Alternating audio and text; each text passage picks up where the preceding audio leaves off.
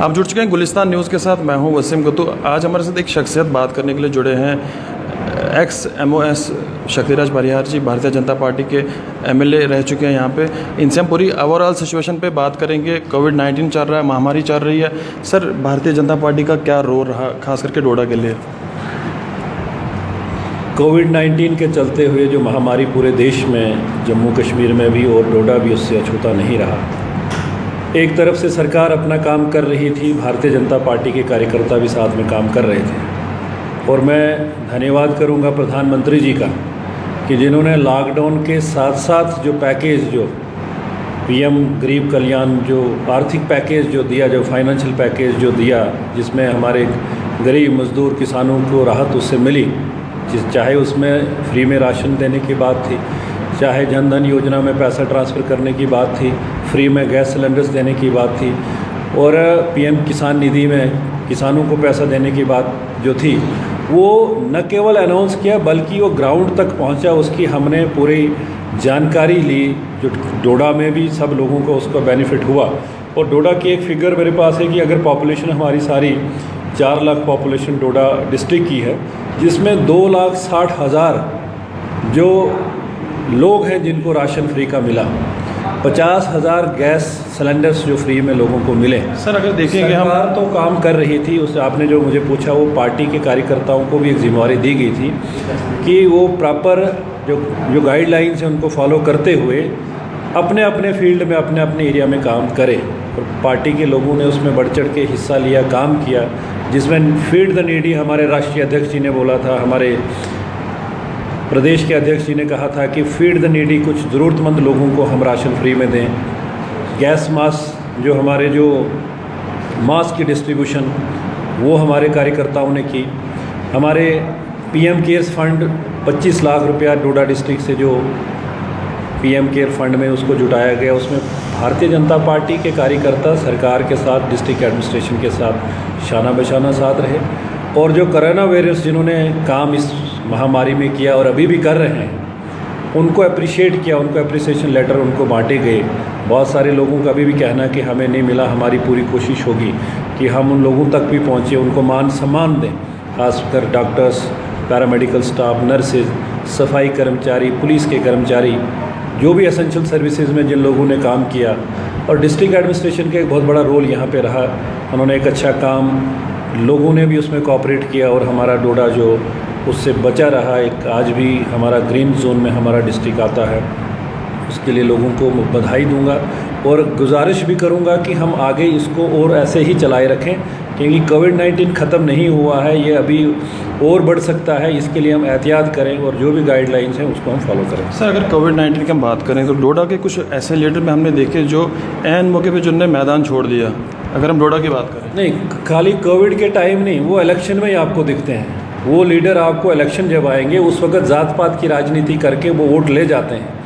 आप मुझे बताइए, कांग्रेस के नेता को हमने डोडा में पंचायती चुनाव जब हुए हैं, 1.5 साल हुए हैं शायद पंचायती चुनाव को, नवंबर में 2 साल पहले हुए, तब से उनको यहाँ पे देखा नहीं कि वो है कहाँ पे, वेयर अबाउट्स क्या है उनका। वो लोग पब्लिक में नहीं रहते हैं, लेकिन जब इलेक्शन जब आता है तब ज़रूर आएंगे लोगों को बीजेपी के अगेंस्ट करने के लिए कि बीजेपी ऐसी पार्टी है, ऐसी जमात है। वो फिरका प्रस्ती करके कुछ जात पात की राजनीति से वो कुछ वोट ले जाते हैं। लेकिन इस बार लोगों को तसल्ली हो गई है, चाहे वो कांग्रेस के हों, NC के, PDP के लोग हों, वो भी आपने देखा होगा तांता लगा होता भारतीय जनता पार्टी के ऑफिस में, उनकी जो भी समस्याएं होती हैं उनको सुना जाता है। और ज़िला डोडा में आपने देखा भारतीय जनता पार्टी का ऑफिस 24/7 यहाँ पे चलता है, फंक्शनल यहाँ पर है। वो किसी भी पार्टी का हो, किसी भी ज़ात का हो, वो लोग हमारे पास यहाँ पे आते हैं। हमारे कार्यकर्ता जो भी यहाँ पे होते हैं उनको सुना जाता है। बाकी आपने जो कहा, तो कोविड के टाइम तो वो नहीं दिखे, उससे पहले भी हमें दिखे नहीं। वो हैं कहाँ पे, उनका वेयर अबाउट्स हमें भी अगर आपको पता चले तो ज़रूर बताइए। सर, डिजिटल इंडिया का नारा दिया गया था, अभी भी हमने देखा लोगों के पास पानी नहीं है, बिजली नहीं है। हमने खुद दौरा किया। अगर हम डोडा नालवा की बात करें तो वहाँ पे बिजली के खंभे नहीं है, पेड़ों पे तारे हैं, रास्ता उन लोगों के पास नहीं है। डेवलपमेंट जो है एक अनएंडिंग प्रोसेस है। ये आज के 50 साल में जो लोग राजनीति करेंगे उनको भी डेवलपमेंट पे राजनीति करनी होगी, ज़ात पात की राजनीति नहीं चलने वाली है। ये एक अनएंडिंग प्रोसेस है। और ख़ासकर हमारा जो पहाड़ी ज़िला जो अर्स्टवाइल डोडा डिस्ट्रिक्ट है, यहाँ बड़ी सारी दिक्कतें अभी भी लोगों को हैं। हमने पूरी कोशिश की, मुझे भी मौका मिला 3-3.5 साल एज MLA काम करने का। हमने कोशिश की कि लोगों के काम हो सके, चाहे सड़कें बनाने का काम हो, पुल बनाने का काम हो, लोगों को पानी बिजली की समस्या है। एक एग्जाम्पल के तौर पे, उदाहरण के तौर पे, मैंने अपने CDF फंड से और MP लैड से 150 के आसपास ट्रांसफार्मर्स हमने डोडा कॉन्स्टिट्यूंसी में लगाए हैं। प्रधानमंत्री जी ने जो बिजली का जो काम जो किया उस वक्त, जो फार फ्लंग एरियाज़ में जो अनइलेक्ट्रीफाइड विलेजेस थे उनमें जो काम दिक्कत अभी है, उसमें काम रुका पड़ा है बहुत सारी जगहों पे। लेकिन मुझे लगता है कि इसमें अभी टाइम लगेगा कि हर जगह पे बहुत बुरी हालत थी। सौभाग्य योजना में इतना काम हुआ, यहाँ हज़ारों की तादाद में पोल यहाँ पे डोडा डिस्ट्रिक्ट के अंदर आए। बहुत सारी जगहों पे बिगड़ा हुआ सिस्टम था, बहुत बुरी हालत थी।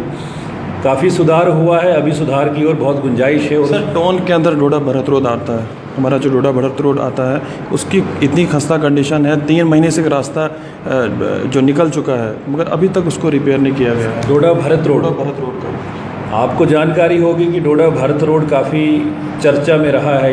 ये रोड काफ़ी चर्चा में रहा है। शायद ही कोई ऐसा हेड गवर्नमेंट का जो रहता है, डिपार्टमेंट का, वो NABARD हो, CRF हो, ERA हो, जो भी उसमें काम पिछली सरकारों ने किया है, क्या किया, कितना फ्रॉड किया, क्या कुछ, वो सब लोगों को उसकी जानकारी है। हमने इसे बगला से भारत 5 किलोमीटर का BT कराया, लेकिन यहाँ से बगला तक अभी इसमें काम करने की बहुत ज़रूरत है। हमने इसका एक DPR बनाया था 27 करोड़ का कि इसमें, क्योंकि CRF में ऑलरेडी इसमें काम हुआ है, NABARD में ऑलरेडी इसमें काम हुआ है। वो कितना ग्राउंड पे तब हुआ उसको जो उसके जवाबदेह होंगे यहाँ के तब के कैबिनेट मिनिस्टर जो जिनके घर के लिए ये रोड जाता है। हम प्रयास करें कि इसमें वर्ल्ड बैंक की फंडिंग का एक प्रोजेक्ट बना है 27 करोड़ का। हमारी ये कोशिश होगी कि वो सैंक्शन हो ताकि इसको अच्छा बेहतर रोड बनाया जा सके। और इस रोड पे बहुत सारा ट्रैफिक रहता है, काफ़ी पॉपुलेशन इस एरिया में है जिनका डेली सुबह शाम आना जाना रहता है। पीछे क्या रहा है पास्ट में उस पर नहीं जाऊंगा, लेकिन आगे के लिए हमारी पूरी कोशिश हो कि ये बाकी गाँवों की सड़कें जो बनी हैं, आज आप देखेंगे गादी में आप जाएंगे, यहाँ से गादी फार फ्लंग एरिया है, BT रोड है, ब्लैक टॉप हुआ है। आप धार दशनान एरिया में जाएंगे, वहाँ ब्लैक टॉप है। कोटी में आप जाइए, वहाँ ब्लैक टॉप है। कुल्हाड़ में आप जाइए, वहाँ पे ब्लैक टॉप रोड हुआ है। गुंदरा मलवाना तक ब्लैक टॉप का काम चल रहा है। भागवा कास्तीगढ़ इस एरिया में चल रहा है। हमारा पार जो है परियोत का एरिया, उसमें काफ़ी सारा सुधार हुआ। पानी के हवाले से, पानी अगर हम देखें डोडा में हर दिन हमने डॉक्टर से कंसर्न किया, उनने साफ तौर पे बताया कि ये जो पानी की बीमारी है, ये जो फीवर डोडा में आ रहा है, लोग बीमार हो रहे हैं, इससे टाइफाइड के काफ़ी मरीज़ बढ़ रहे हैं और ये पानी की बीमारी है। मगर हमने जब दौरा किया तो वहाँ कंडीशन काफ़ी खस्ता थी। आपके क्या आपसे पहले भी कुछ साथियों ने इस मुद्दे को उठाया था और मुझे बीच में टाइम मिला बात करने का। मैंने PHE डिपार्टमेंट के एक्शन से बात की। उनका जो कहना है कि हमारा जो फिल्ट्रेशन प्लांट है वो फंक्शनल है।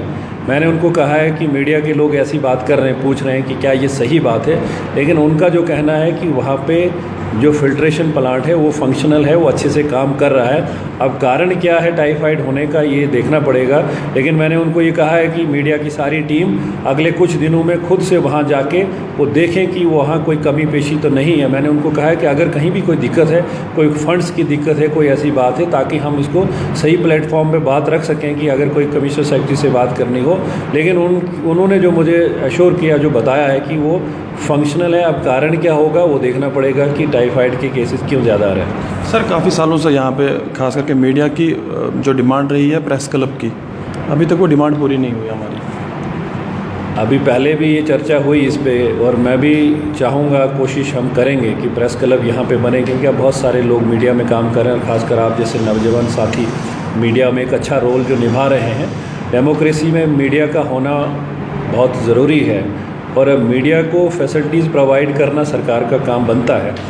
ये मेरे ध्यान में आया हुआ, मैं भी इस पे चर्चा बात करूंगा कि यहाँ पे प्रेस क्लब यहाँ पे खुले और आपको एक अच्छी फैसिलिटी मिले। सर, डोडा की पब्लिक को क्या मैसेज देंगे अपनी तरफ से आप? पहले तो मैं डोडा डिस्ट्रिक्ट के लोगों को, न केवल डोडा डिस्ट्रिक्ट बल्कि पूरे अर्स्टवाइल डोडा डिस्ट्रिक्ट के लोगों को मुबारकबाद दूंगा कि इस कोविड-19 में जो उन्होंने जो गाइडलाइंस को फॉलो किया और उससे हमारा यहाँ डिस्ट्रिक्ट जो है, यहाँ पेशेंट ज़्यादा नहीं आए। लेकिन गुजारिश ये भी करनी है कि हमने एहतियात बरतना है, अभी भी आगे हमें इस तरीके से चलना होगा और जो भी एडमिनिस्ट्रेशन की तरफ से जो SOP, जो भी गाइडलाइंस होगी उनको हम फॉलो करें। और एडमिनिस्ट्रेशन को भी बात हुई है कि अब हम डेवलपमेंट के काम हमारे शुरू हो सकें और जो मज़दूर तबका जो हमारे भाई जो हिमाचल से, लद्दाख से, बाकी जगहों से आए हैं, उनको यहाँ काम करने का मौका मिले। Thank you. तो शक्तिराज परिहार जी जो डोडा में आज आए हैं और काफ़ी लोगों से इनने बातचीत की, मीडिया के कुछ कर्मी थे उनसे बातचीत की और यकीन दहानी कराई जो भी काम रुके हैं उनको जल्द से जल्द पूरा किया जाएगा। जुड़े रहे गुलिस्तान न्यूज़ के साथ, वसीम गत्तू, डोडा।